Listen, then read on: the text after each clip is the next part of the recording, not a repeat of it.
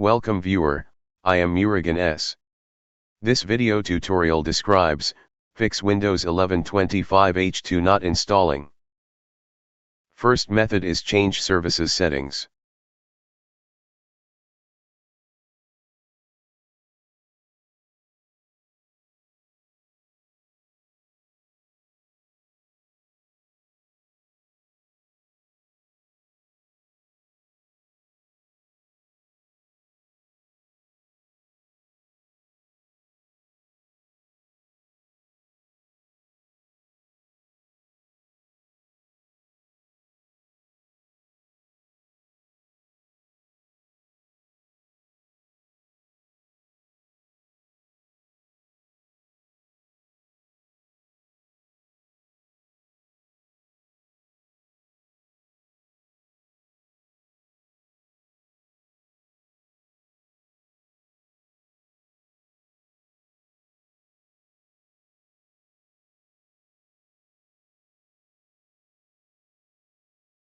Second method is pause and resume updates.